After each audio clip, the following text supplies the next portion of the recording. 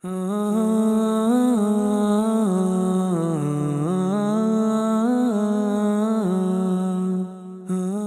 une acquisition, un don de la famille Diawara, qu'Allah soit satisfait de Adja Diawara et accorde la santé, la longévité à Dr Diawara, qui, au nom de Dieu, a offert ce terrain à l'AUMB parce qu'ils étaient convaincus du travail, du sérieux qui animait ces jeunes qui voulaient faire la promotion de l'islam. Ainsi, au début des années 90, donc, vers la fin, les travaux ont pu démarrer de sorte à avoir un siège. Le bureau national à l'époque, dont j'étais le président, a pu donc faire le déménagement dans ces lieux-là à Zogona, alors qu'auparavant nous étions à Bilbao. Alors l'idée de la mosquée du vendredi, c'est une idée de plusieurs frères et sœurs qui ont estimé qu'à l'époque à Ouagadougou, dans toutes les mosquées, les sermons de vendredi étaient essentiellement en arabe et en langue locale, à Morée surtout. Donc il fallait un cadre d'expression pour des intellectuels francophones, des élèves étudiants ou même des diplomates qui ne parlaient pas les langues du pays. Donc l'idée de cette mosquée a fait son petit bonhomme de chemin. Et donc les premières contributions sont arrivées de frères et sœurs qui étaient enthousiasmés par l'idée d'avoir une mosquée de vendredi où on allait prêcher et faire le sermon en français. Donc voici comment les frères et sœurs se sont mobilisés au début pour que d'un siège national de l'association des étudiants musulmans au Burkina, nous puissions aller, à partir des prières quotidiennes qui s'exécutaient, on puisse aller à une prière de vendredi dûment effectuée au début des années, à fin 92, début 93, on a eu nos premières prières de vendredi. À partir de 2006, donc j'intègre le conseil d'administration. Voilà, et là, je pense que les idées vraiment d'affronter la question de la réfection de la mosquée ont commencé à se renforcer au conseil d'administration. À chaque session trimestrielle, donc les débats étaient assez forts. Voilà, donc à partir de 2008, je pense qu'on a instruit le comité exécutif donc, de commencer à déménager. C'est le besoin d'offrir de meilleures capacités d'accueil à la mosquée, le besoin d'offrir un minimum de confort aux fidèles donc, qui est à la base donc, de l'idée de la reconstruction donc, de la mosquée de l'AMB. Initialement, nous sommes partis sur la base d'un bâtiment R+3 avec 2 salles de prière hommes et une salle de prière pour les dames.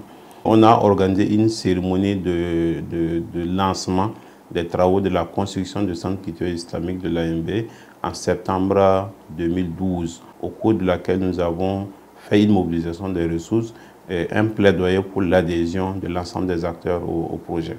Donc, effectivement, c'est une cérémonie qui a mobilisé toutes les composantes musulmanes du Burkina Faso, les cadres de l'administration, les autorités politiques et les autorités coutumières, y compris bien entendu les militants de l'AMB. Ça a été une rencontre de plaidoyer au cours duquel nous avons eu des annonces de contributions qui avoisinaient les 200 millions. La première grande difficulté que le CCI a fait face a été la difficulté du rétrécissement de la base des contributeurs. Il faut dire qu'à un certain moment, les contributeurs étaient épuisés.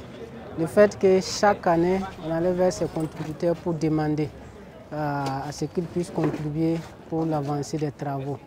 Il faut dire qu'en 2014, vers la fin de 2014, avec les remous au niveau du contexte sociopolitique, a amené en tout cas les partenaires, les contributeurs, chacun à réviser un peu sa stratégie parce qu'ils font face maintenant à d'autres difficultés.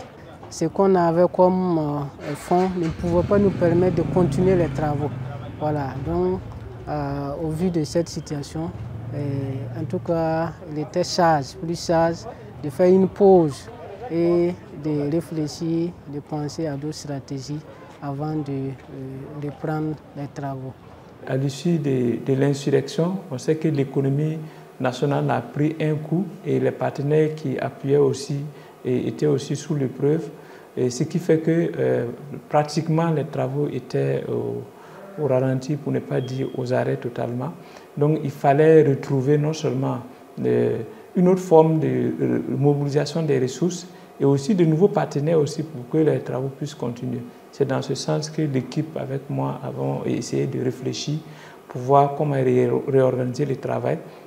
Et en ce moment aussi, il y avait un passif. On était en liquidité à près de 75 millions qu'il fallait payer comme arriéré, parce qu'il y avait plusieurs entreprises qui intervenaient. Mais au même moment, il y a aussi des travaux qui se faisaient au moment que nous étions là. Il fallait encore continuer à mobiliser l'argent pour pouvoir payer en même temps ces passifs et aussi et aider également à continuer les travaux sans arrêter. En 2015, je pense que l'ossature du bâtiment était déjà finie. Les premiers niveaux étaient déjà prêts à être occupés.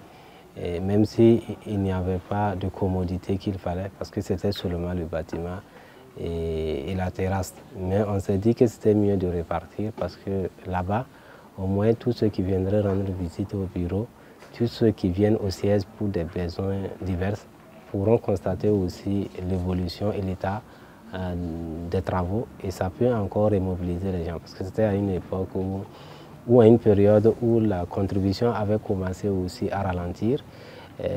Les aînés, les anciens, les partenaires avaient beaucoup contribué et on a ressenti un relâchement. Donc répartir là-bas et voir le bureau national, le comité exécutif retourner dans ces locaux, c'était déjà une motivation pour nous, pour que les uns et les autres puissent se remobiliser autour du projet. Nous tenons à remercier tous les contributeurs qui, par la grâce de Dieu, ont permis à ce que nous soyons à une situation de réalisation assez satisfaisante. Nous sommes dans la dernière salle pour la peinture intérieure. Après cette salle, il n'y aurait plus de peinture à l'intérieur du bâtiment. Il va rester maintenant la peinture extérieure du bâtiment, de l'ensemble du bâtiment, que nous allons, Inch'Allah, engager dans les jours à venir.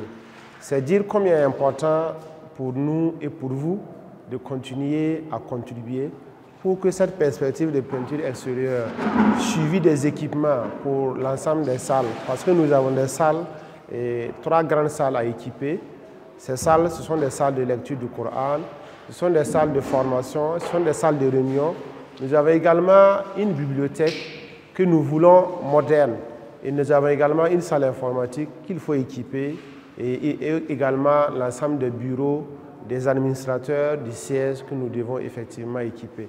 Donc c'est toujours vous interpeller et m'interpeller moi-même à redoubler d'ardeur, à redoubler donc de contribution pour permettre à ce que nous avons commencé ensemble, nous puissions, par la grâce de Dieu, le terminer ensemble. Ce chantier aujourd'hui qui est à plus de 10 ans de travaux, nous avons beaucoup de motifs de satisfaction parce que tous les niveaux sont opérationnels, c'est exploitable. Nous travaillons déjà dans nos locaux depuis belle lurette et l'ensemble des mosquées sont exploitables, les différents bureaux sont exploitables. Cependant, nous sommes toujours en chantier, quelque chose reste à faire. C'est pourquoi nous voudrions par ce message, cette occasion, rappeler et appeler l'ensemble des partenaires sympathisants et membres de l'AYMB à redoubler d'efforts dans la contribution pour que nous puissions terminer au plus vite possible ce chantier.